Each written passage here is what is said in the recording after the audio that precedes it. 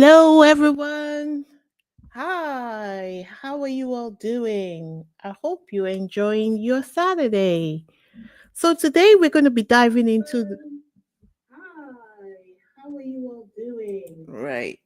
Okay. I was just over trying to pin a message to my YouTube channel. So now because of that, I'm echoing. Pardonnez-moi.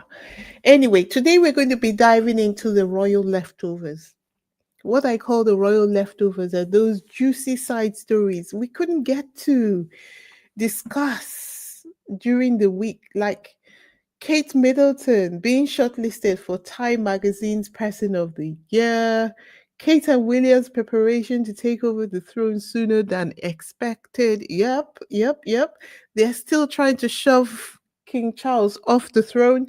And the Netflix showdown that has gotten everyone talking. So, yeah, it's kind of a bumper harvest this time around, just trying to introduce a Sussex Roundup type of segment. So I hope you guys are all ready. Let me say hello to my peeps. Welcome everyone to Isabella Banks YouTube channel. I'm Wheezy and it's great to be here this evening. Every time I do that, it reminds me of Tiger from that serial. Oh gosh, I can be so unserious sometimes. Okay, guys, so let's get into it. So, Kate Middleton, a Time Person of the Year. What's the deal? This one was really funny. It's not the short listing of Kate that was the funniest thing per se, but how the story devolved into other things. Let's get into it, shall we? So let's start with Kate. Um, you know, I know what everyone would have been saying, like when they heard that Kate was shortlisted for Time Magazine's Person of the Year. Like, if you're anything like me, you must have been like, wait, what impact has Kate had on the world other than perfecting the art of going missing half of the year? Oh dear. But to be fair, Time magazine, I had to go back and look at how do they select people to be recipients of this award. And Time magazine says the award goes to the person, group, or concept that had the biggest impact for good or bad on the world over the past year. So naturally, Twitter went wild with speculation on how Kate made the list. Let's look into what one person said. One user joked, like, usually they do a big write up on the winner's achievements and the impact they've had on the world in general. So let's play the winner is dot dot dot. So what's the write up going to look up? In terms of qualification to be on the list, number one, can wave. Number two, wears nice coat dresses. Number three, experiments with Photoshop. Number four, keeps learning about learning. And honestly, that last one sent me. I have not stopped laughing since I saw that last one. Um, But Time magazine had a more polished narrative. They were like, Kate, they say, has had a turbulent year, battling cancer or precancerous cells. It's complicated. And dealing with a storm of conspiracy theories about her health. They framed her as a symbol of resilience, sparking conversations about privacy and public scrutiny. This means that they're going with the narrative put out by Buckingham Palace. No mention of the discrepancy of cancer and precancerous cells. No mention of the franking photos, videos. No mention of the poor management of Buckingham Palace's press office. Just the gloss over effect put in place by Kensington Palace. Okay, well, it's nice if you can have it, right? Um, I have someone who was so annoyed by all of this. She had a few comments of her own to add to the conversation. Let me grab that for you guys. So just listen to this. Hello, you see, hello. Everything's so deliberate and so bad. For January till June 15, trooping off the colors, nobody knew where she was.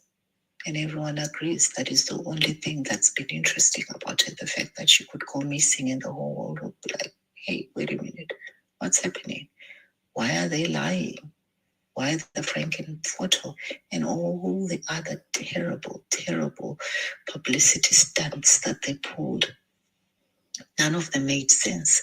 They don't make sense today. None of them have been explained. They might never be explained. We really, really don't care. What we do that you lie to us openly, when you lie to us in such a way that the lies are very obvious, and then you try to gaslight us into saying, oh, you are the one who is a problem by not accepting my lie. My lie should be acceptable to you. Then she became person of the year because that's all we spoke about from January to June. Did you guys hear that? I'm telling you, this message sent me. I was on the floor. I was on the floor and I just saw comment in the chat. Lorna, I'm trying to be serious over here. Lorna says,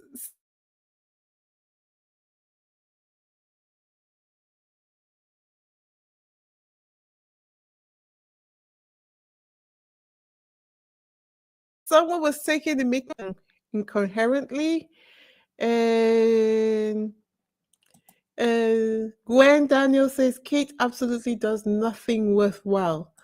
And Yates, yes, Kate was Casper the ghost for months. Honestly, like her meme, Kate the Missing was the most creative. I think she should have gotten Person of the Year really for that meme of Kate, because it's the one meme I know that got multiple interpretations all around the world. I haven't seen anyone that everyone delighted in creating, and the memes were coming from all over the world. America, UK, Japan, Israel, every single place that you wouldn't have even thought that they would notice anything about what was happening with Kate or not. Anyway, a lot of people felt, of course, that hold on. The kicker was though that despite all the press, the award didn't go to her. It went to Donald Trump. Yes, Mr. Biggest Impact for good or ill. Now, I will let you guys decide which one it is, whether it's good or ill. And but I what I do know is that a lot of people didn't agree with Time Magazine's decision, and they were like it should have been awarded to Giselle Pellicott. And Giselle Pellicott, though, was awarded Person of the Year by the New European, which I believe is the European version of Time Magazine. And for those who don't know who Giselle Pellicott is, she is the woman who was repeatedly drugged by her husband, and her husband allowed multiple strange men to R-word his wife. And when I say multiple, I mean over 70 people to R-word his wife. And for those who might thinking, don't tell me there's someone on this planet who doesn't know what happened with Giselle Pellicott. Yeah, there are actually some people who don't even watch the news. So that's why I am breaking it down. But, Twitter was not going to let Time magazine off the hook. They redesigned the Time magazine cover and inserted what they felt were the more appropriate captions. Let's have a go.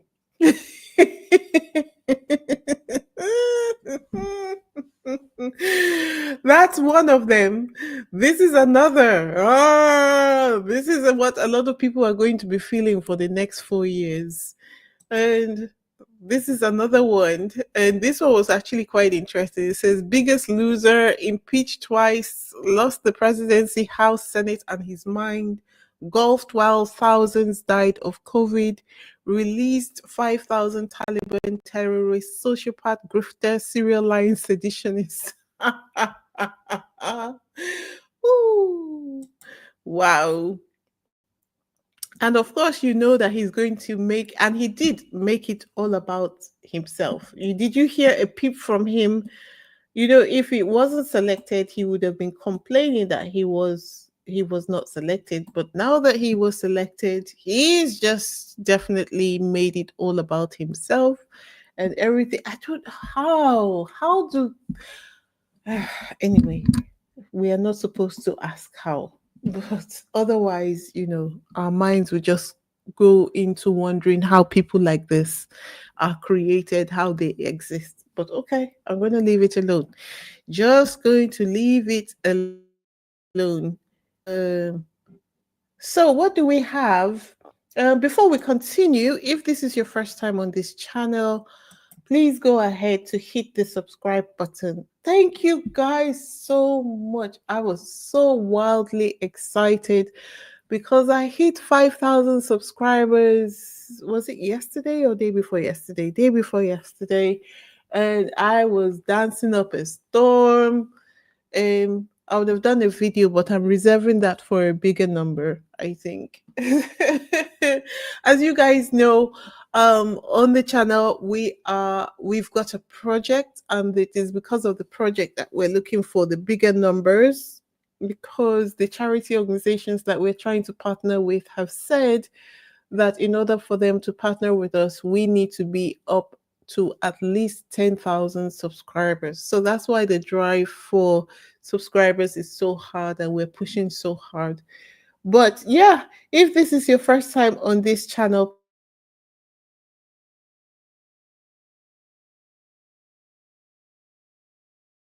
please go ahead, hit the subscribe button. Let's get to 6,000. I think the new milestone should perhaps be 6,000 subscribers. The goal is 10,000 subscribers. So let's hit the subscribe button if we haven't done so already. It's for a good cause. We are excitingly close. We're halfway, and I know that now that we're at 5,000, getting to 10,000 should be all the quicker. To those who have been rocking with me from the beginning, you are the real MVPs. Honestly, thank you for your support and your faith. I hope I am doing you proud. All right, so let's continue. Switching though to Will and Kate's, it seems like apart from Harry and Meghan, their next obsession is that how to get the crown quicker, how to shove King Charles off the throne. And it's so funny. This latest update is so funny. Honestly, it is.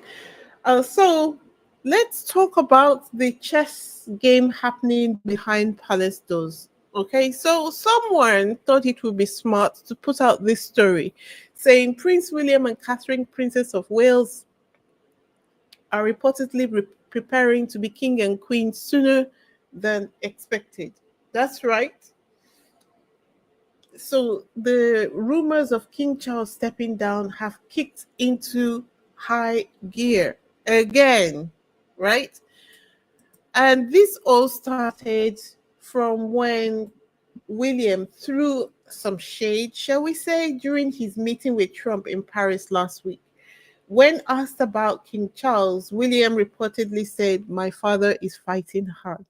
What do you mean, my father is fighting hard? Like, we all know that your father had cancer, but or he announced that he had cancer, but he's actually been doing better than your wife who said she had precancerous cells. So what do you mean when you say he's fighting hard? Unless you're saying that he's fighting hard not to let you have the throne. Now that would be funny. That would be funny. That would be funny. Um So, guys, uh, King Charles said, "Hold my beer." He was not having it. And so, what did he do next? We saw King Charles hit back with a surprise visit to Apple HQ London. Like, I'm sure he was like, "So, how do you like me now? How do you like me now?"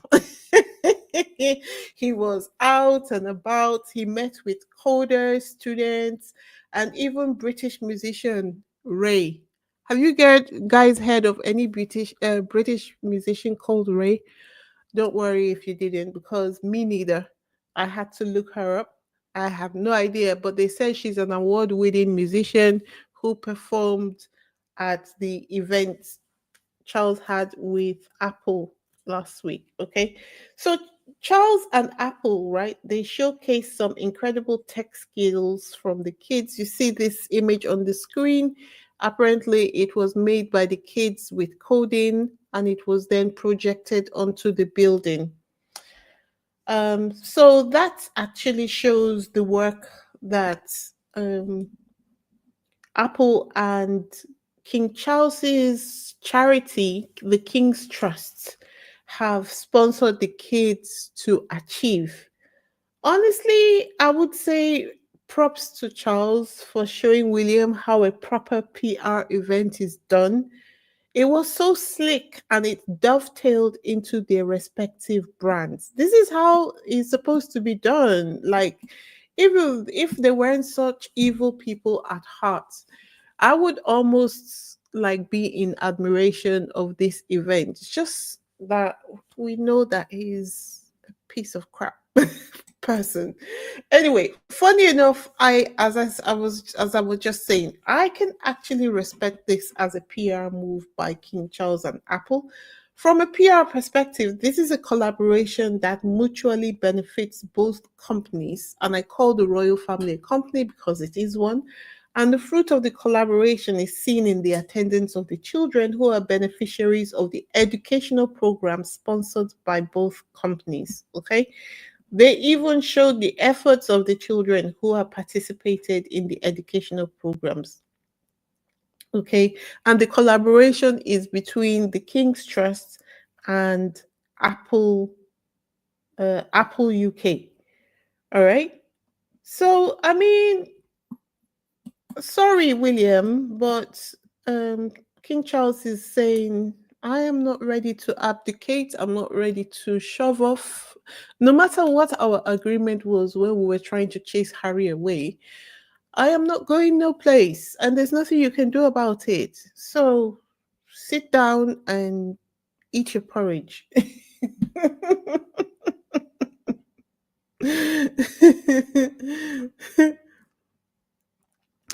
Lorna says, isn't that the color of the Jamaican flag? Black, gold, and green. Oh, I didn't even think about that. But I think what they're trying to do is a Christmas tree for, because that looks like the lights on the Christmas tree. And then that's what I thought when I looked at it. But now that you've said black, green, and gold, I don't know whether you're not correct. I don't know. But my first thought was that it was a Christmas tree. And because of the shape, I thought it would be a tree.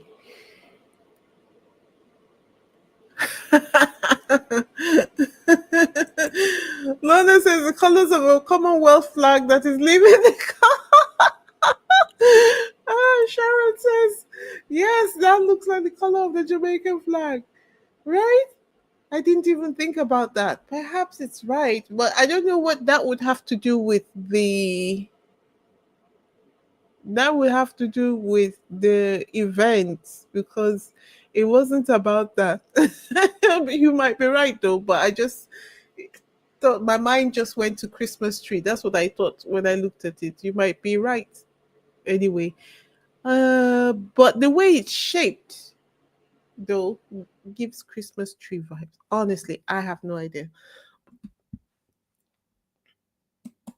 Now let's get into polo, shall we? You know that the money that Harry and Meghan made unexpectedly when they escaped to America, It totally threw the royal family's plan into disarray. It threw the media's plan into disarray. Let's not forget that at the core of the breakdown of the relationship between the royal family is apart. Let's forget about the treatment of Meghan and all the other things. At the real core of it, they would have been able to manage if it weren't for the disagreement over the case that Harry has with the media.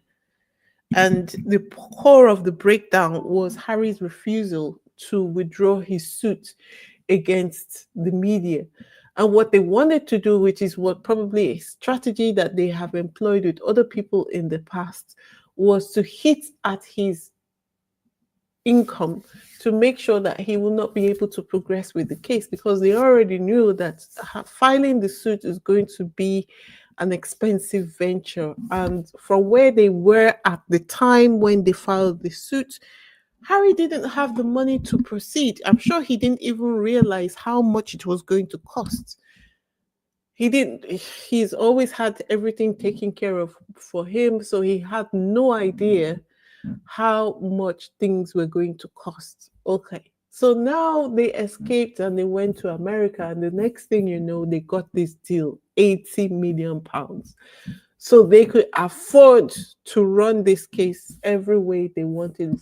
Not only afford to run the case, but they could afford to file the case, refuse to accept a settlement, which is exactly where Harry is at the moment. Because, as I've explained before, the way it works in the UK is they have this thing they call a Part 36 offer. If you've got a lawsuit against someone in the court, you are required to make an attempt to settle the case. Okay. And if, let's say, you are the claimant in the case, you've got a good case, and then the defendant, so to visualize it, imagine Harry and then imagine Murdoch. Okay, so Harry is the claimant and Murdoch is the defendant in the case. Harry's got a good case. So the law requires them to go through a process where they're attempting to settle. And then Murdoch knows that he is likely to lose the case. So what does he do? He makes Harry an offer. He makes Harry the offer of maybe, I don't know, whatever amount.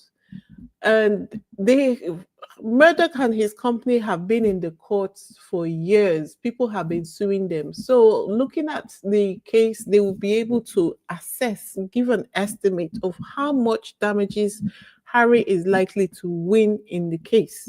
Okay. And so, because they don't want the case to proceed, they don't want their secrets exposed, they don't want their partners exposed, they made Harry an offer. And Harry must have refused the offer. Now, even if Harry wins the case, let's say they offered Harry £5 million, and Harry wins the case, but in terms of awards, monetary awards, the damages awarded by the court, let's say the court awards Harry £4 million instead of the £5 million that has been offered by Murdoch's company. He will then be liable for Murdoch's company's solicitors' legal fees. And the legal fees can run up to some good money. Like, I think in the case of Hugh Grant, his own legal fees were running up to, I think, about £10 million. So that's the reason why they are so concerned. They were so concerned and remain so concerned about how much money Harry and Meghan were earning, to try and make sure that they starve them of funds, not just so that they can drop the case. Even if he wanted to proceed, he couldn't proceed because he is exposed financially in the lawsuit. The risk, he's exposed to the risk of the legal fees he might have to pay the son if the court awards him less than what the the settlement offer by the son. So, this is the reason why they are so concerned. Then they have been following the Netflix deal project by project to try and make sure that they run the project down and Netflix does not renew the deal with Harry and Meghan, because if they don't renew the deal, that means that they're exposed financially and would likely go broke and may have to withdraw the case. It's always been about the case. Every other thing does not matter. Every other thing does not matter at all. It's always been about the case. The attacks on Meghan has been about the case. Remember that this court case with Harry started even before him and Meghan got together. Yes, they've always been evil to Harry. Yes, the royal family are rubbish when it comes to their relationships. Yes, Charles is a rubbish father, but none of that. Let's say there are 100 problems. The problem that Harry has with his family is just 3% of the 100. The rest, 97% of the problems, has to do with the media. Because even the actions of the royal family has been to protect the media. Yes, they have been trying to protect Harry. They've been trying to protect the media from Harry because their own secrets are likely to be exposed.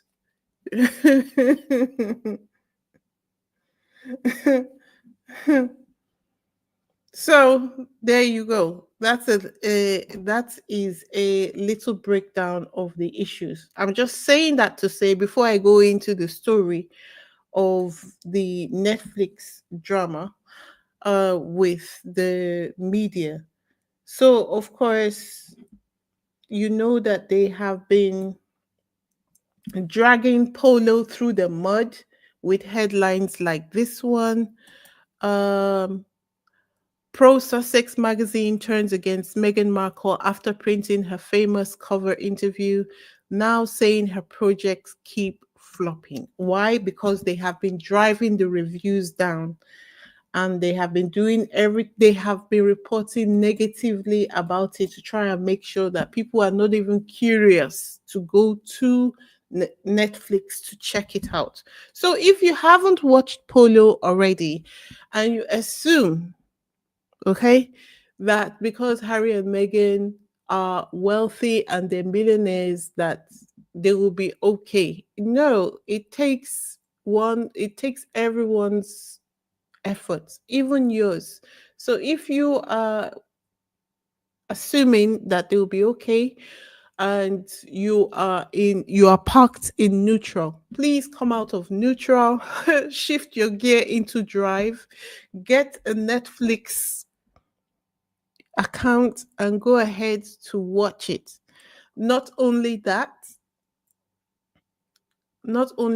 go ahead to leave a review. I'm going to show you how to leave the review, not just on Netflix, but on um, IMDb. That is where most of the entertainment industry goes to post their projects, and it gives people in the industry a fair idea of what's happening with everyone in the industry's projects. Okay. But what they probably wouldn't realize, well, I think everybody in the Hollywood industry must have realized by now, is that most of the reviews that Harry and Meghan will get will not be fair reviews. They will be artificial reviews based on the issue that Harry and Meghan are having with the British media. Okay. So what they are saying is the series is about wealthy athletes and the US Open Polo Championships with limited appearances from the Sussexes itself. Critics say it's tedious and fails to keep up with the Netflix algorithm targets. And here's the thing, the person who was saying this in that article has not even watched it. And The person who wrote it is actually a, should I say, a repurposed article from The Cut. Who remembers The Cut magazine that did an article with Meghan some years ago, a couple of years ago? Like, sis, how are you criticizing something you haven't seen? Make it make sense. But that's what they do, isn't it?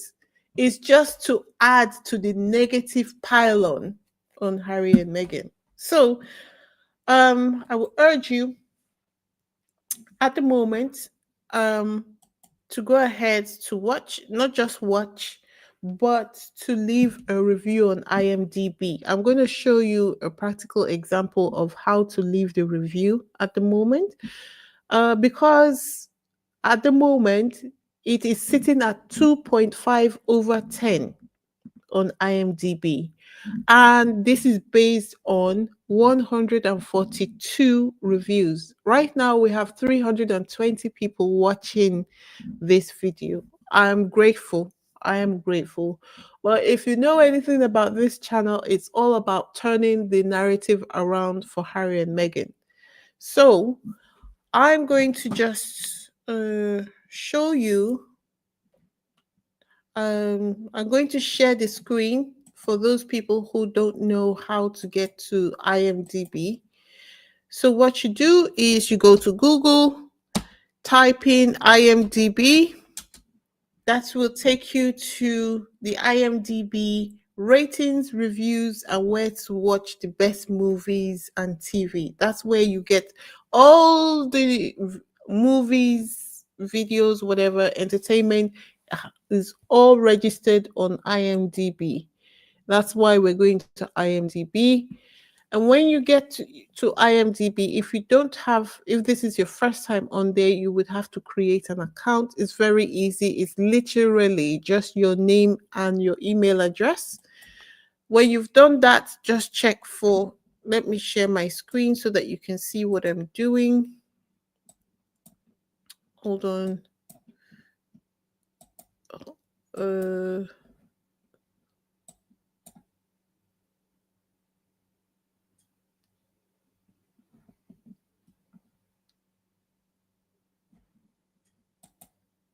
let's see. Um, right. So I'm just taking you to IMDb. Okay. So this is the website. Okay. Right. So when you get there, just go to, just go to, just type in polo. When you type in polo, press enter, scroll down, and there you go. This is the polo. Okay. So you got the IMDb rating of 2.5. You see, 1,400 people have hit the star button,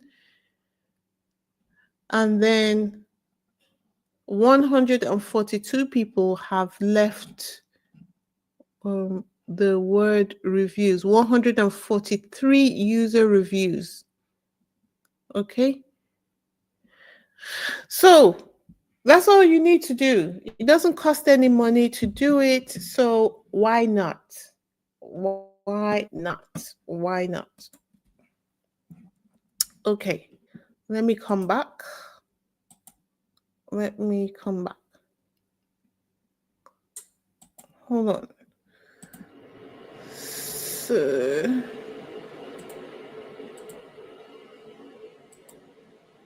uh,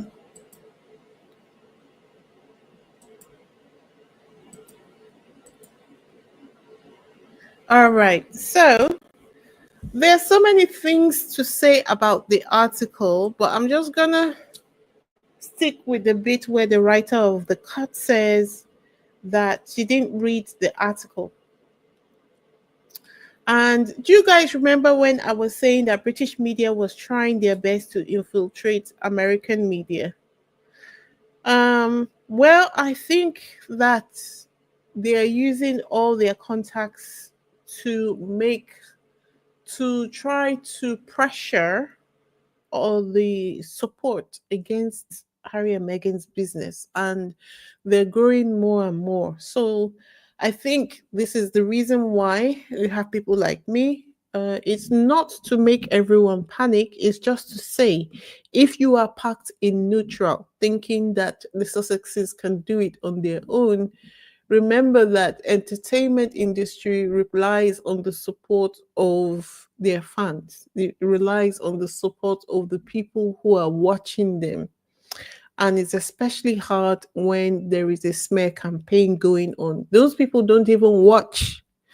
They don't care whether it's good or bad. They just leave the review. And if we don't on purpose go out of our way to take our phones, type out IMDb and leave the review, we allow these people to win. So, I mean, make your choice. But this is the reason why I am still working very hard behind the scenes on my intention of filing a smear campaign. So let's zoom out for a moment. So we all know that the smear campaign as well against Harry and Meghan would ramp up ahead of the court case. Remember that we're in December. The case against the Sun is going to commence in January. That's what's this? Today is the 15th.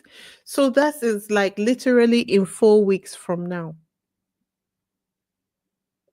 4 weeks, guys, 4 weeks. All this time they have been fighting to prevent Harry from proceeding with this case. Finally, the case is coming up in 4 weeks' time. We are close to the end. Should we say we are close to the end of the battle with the Sun? So they are going to go all out. So is it any surprise then that they will be sending whoever? I'm sure they have a whole farm of people who just sit there trying to do everything that they can to rate anything Harry and Meghan come out with negatively. So this means that we all know it isn't just tabloid noise, but it's a coordinated effort to discredit them and harm their business. This is the reason why Meghan's not been able to come out with anything all year. It's because they have been targeting her so hard. So it's been impossible for her to come out with anything. And that's just the facts. She's not been able to come out with anything after her podcast as well. We might say that it's given her time to stay with the kids, take care of herself. Yes, that's fine. And it's true, because if she's not doing that, then she gives her time to stay with the kids. But it doesn't change the fact that she has had to change her plan because of the incessant attacks on any of her projects. So for those people who I was just giving this background explanation, for those people who say, well, they're rich, so they don't need help. Obviously they do. Obviously they do. Okay? They can't do everything by themselves. And what else are you doing if you can't help them? They might not be able to return the favor, but it will be gratification for someone like me alone just to see that they succeed over the British media and the royal family. Obviously, they succeeded over Meghan's father and her brother and sister. Those ones are non-issues, but the real issues, the real threats they have are the British media and the royal family. But that's why I'm doubling down on my petition to the UN. Uh, we need to address the media harassment head on. And this mission is going to require all of us. If you want to support, okay, help me get to 10,000 subscribers. It's not for vanity, but really because of this project to file the petition at the UN.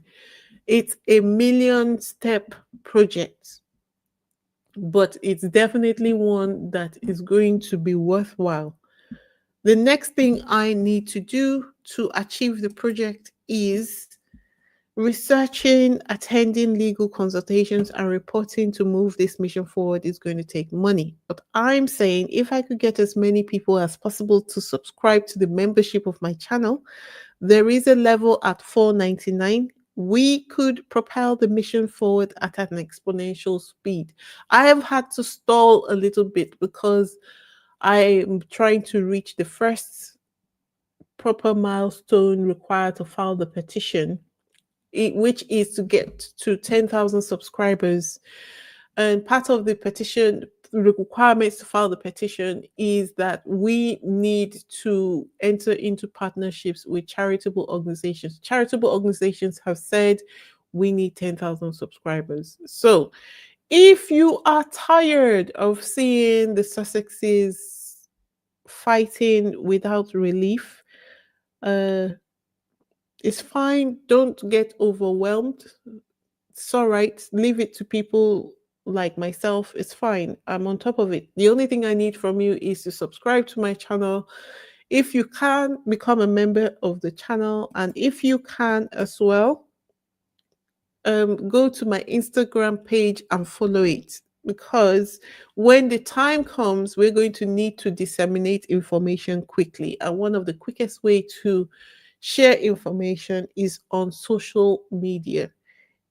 Um, Join the movement and let's make history together. Okay, the link to my membership channel is at the top of the chat here. Click there and join the level that interests you to join. Okay. Um, let me look at your comments. Let's see. Uh,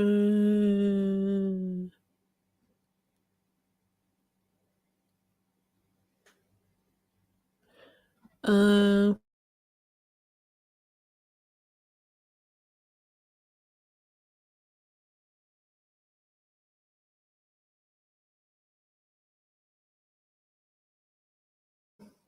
Lord's work. Someone, Royal Reed, I think, suggested putting the polo on and letting it run through the stereos while you're going through your day to make sure it gets even more views. It's the viewer hours that count for Netflix, so I have polo running on my second TV most of the day. Same for me. Um, Watch them try to push it off to February just in time for Invictus games. Like fingers crossed not. Do you think that they're also behind the patent issue with the Revere? I absolutely do. Are they, according to Megan's team, they said that when you are trying to patent, trademark or patent anything, that it usually takes a bit of go back and forth between yourself and the patent office. But do you see that it's not been able to be resolved? Like it's been a whole year. It doesn't take that long. They have been doing everything that they can to make sure that she's not been able to get her business off the ground. So let's see.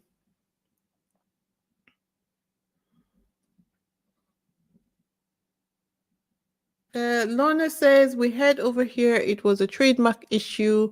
Arrow is too close to the location it was named after in California, so it created a legal issue. Yeah, but that's been probably you're right, but it's been a while ago now, and it doesn't take that long to choose a different name, is all I'm saying.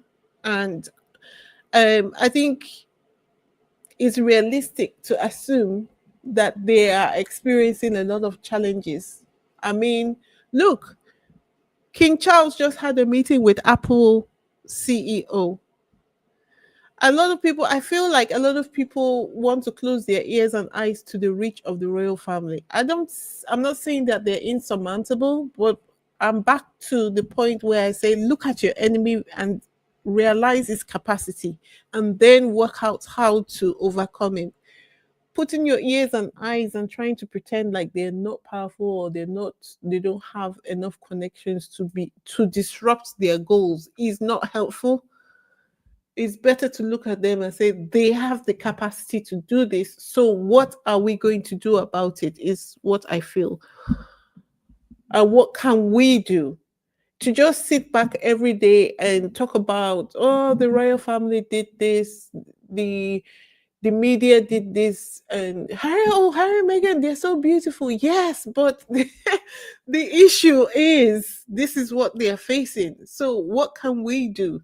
You know, what can we do? This is the thing.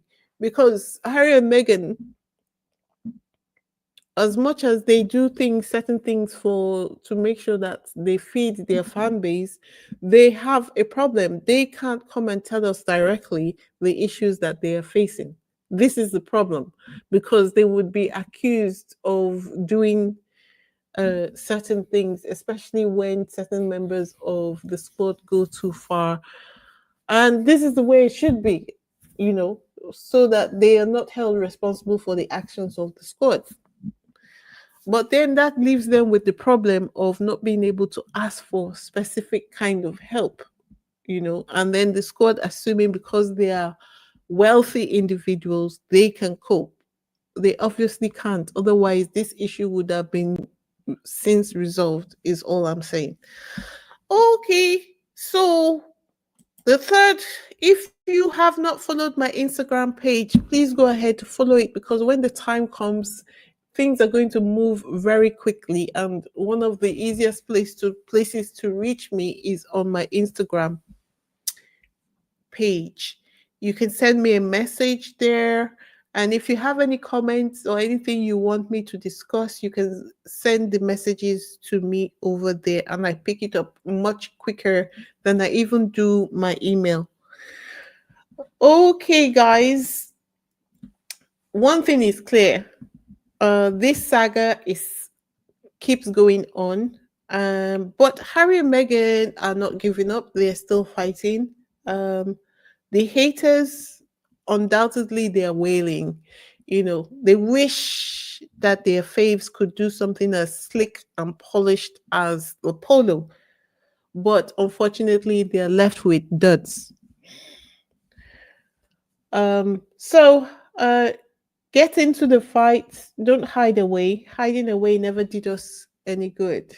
And we can change things. Don't be overwhelmed by the problem. We can actually change things. The currency of an online battle is a like here, a share here, a click on a website. That's the currency. That's the currency that is needed. Okay, guys, that's all I have for this evening. Don't forget to like, comment, and subscribe for more updates. Let me know your thoughts below. What did you think about Kate's time nomination? What about do you think that Kate and William are correct to constantly be trying to shove Charles off the throne? And what did you think about King Charles showing up to Apple a few days after William said he's fighting for his life? I thought that was funny.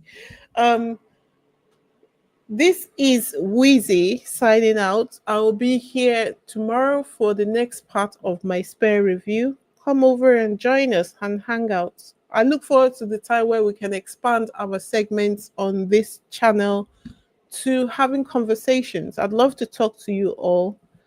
But until then, this is Wheezy signing out. Until next time, ciao. Ciao.